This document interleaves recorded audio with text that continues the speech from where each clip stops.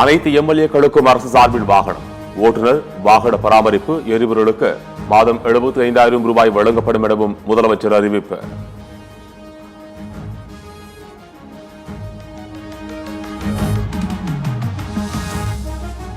எம்எல்ஏக்களுக்கு அரசு சார்பில் வாகனம் வழங்கப்படும் என்ற முதலமைச்சரின் அறிவிப்புக்கு கூட்டணி கட்சிகள் வரவேற்பு. சட்டமன்ற உறுப்பினர்களுக்கு கார் வழங்க நிதி இருக்கும் பொழுது பயிர்க்கடனை முழுமையாக தள்ளுபடி செய்ய நிதி இல்லையா, மனம் இல்லையா என விவசாய சங்கத்தினர் கேள்வி.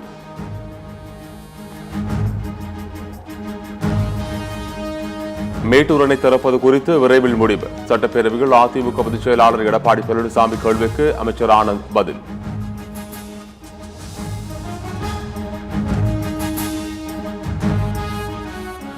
தேர்தல் வாக்குறுதிகளை தாவேக அரசு நிறைவேற்றவில்லை என திமுக குற்றச்சாட்டு.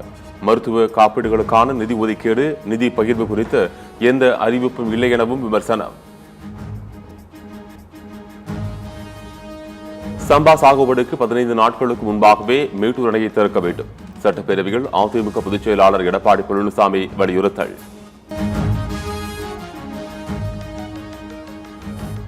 குற்ற வழக்குகள் உள்ளவர்கள் கபடி போட்டியில் பங்கேற்க தகுதியற்றவர்கள். உயர்நீதிமன்ற மதுரை கிளை உத்தரவு.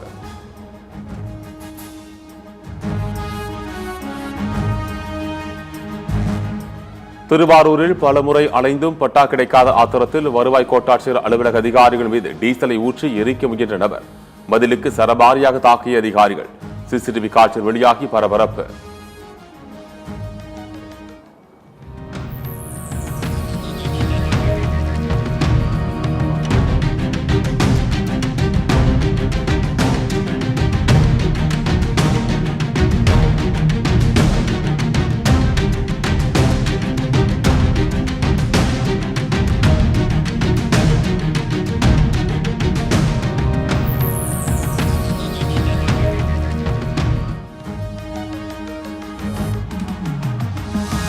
திருநெல்வேலி அருகே பேப்பர் மில்லில் பயங்கர தீ விபத்தால் விண்ணை முட்டும் அளவிற்கு எழுந்த கரும்புகை.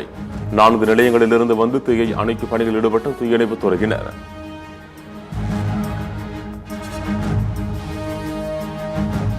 சென்னையில் பரந்தூருக்கு பதிலாக வேறு இடத்தில் புதிய விமான நிலையம் கொண்டு வர வேண்டும். பாமக தலைவர் அன்புமணி ராமதாஸ் வலியுறுத்தல்.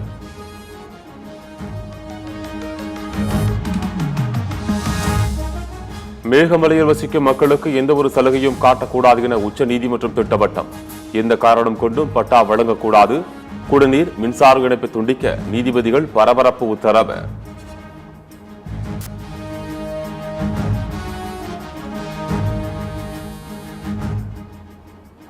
மேகமலை ஆக்கிரமிப்புகளை அகற்றவில்லை என்றால் துணை ராணுவ படையை அனுப்ப நேரிடும் என உச்சநீதிமன்றம் எச்சரிக்கை. ஆக்கிரமிப்புகளை அகற்றும் நடவடிக்கை தொடர்பாக 2 வாரங்களில் அறிக்கை தாக்கல் செய்ய தமிழ்நாடு அரசுக்கு உத்தரவு.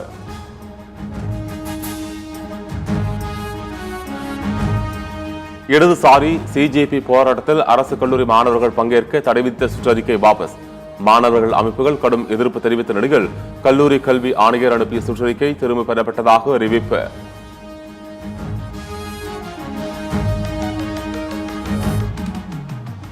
தாவேக ஆட்சியில் தரமான வீடுகள் கட்டிக் கொடுக்கப்படும் என அமைச்சர் ஆனந்த் உறுதி. இதை கனவு கண்டாலும் திமுக மீண்டும் ஆட்சிக்கு வர முடியாது என பேச்சு. நாங்க எது செஞ்சாலும் சரியாதான் நாங்க செய்வோம். நீங்க ஐயோ ஐயோலாம் என்னதீங்க. நீங்க நல்லா தெரிஞ்சுங்க. நீங்க ஒன்று நல்லா தெரிஞ்சுங்க. உறுப்பினர்லாம் நீங்க கொஞ்சம் நல்லாவே தெரிஞ்சுங்க. இனி நீங்க கனவு கண்டா கூட இனிமேல் பட்டு நீங்க ஆட்சிக்கு வர முடியாது என்பதை தெளிவா சொல்லிக்கிறோம்.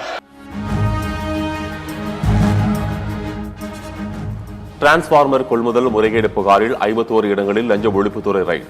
சென்னையில் 4 இடங்கள் உட்பட தமிழகம் முழுவதும் விஜிலன்ஸ் அதிரடி சோதனை.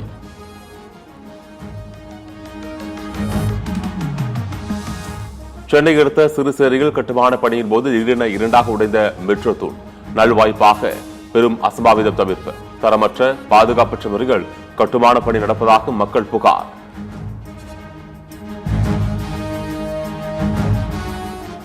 பழனி கோவில் நில மோசடி வழக்கு. ஜோஷின் மணிகண்டன், ஜெயபிரகாசை காவலில் விசாரிக்க சிபிசிஐடிக்கு நீதிமன்றம் அனுமதி.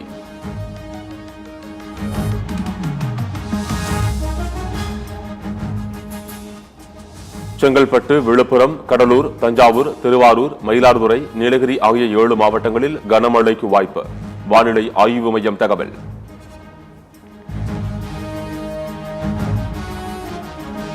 கர்நாடக வனப்பகுதிக்குள் 3 தமிழர்களை சுட்டுக் கொன்றுவிட்டு ஆணவத்தோடு பேசுவதால் கர்நாடக முதலமைச்சர் டி.கே. சிவக்குமாருக்கு நாம் தமிழர் கட்சி தலைமை ஒருங்கிணைப்பாளர் சீமான் கண்டனம். மீண்டும் பயன்படுத்தக்கூடிய ஆர்பிட்டல் ராக்கெட்டை முதன்முறையாக வெற்றிகரமாக பூமியில் தரையிறக்கி சீனா சாதனை. சீனாவின் ஆர்பிட்டல் ராக்கெட் செயற்கைக்கோளை சுற்றுப்பாதையில் வெற்றிகரமாக நிலைநிறுத்தி மீண்டும் பூமியில் தரையிறங்கியது. WTC இறுதிப் போட்டிக்கு தகுதி பெறுவதே இறுதி இலக்கு. இலங்கைக்கு எதிரான முதல் டெஸ்ட் போட்டி வெற்றிக்கு பிறகு இந்திய அணியின் கேப்டன் சுப்மன் கில் பேட்டி.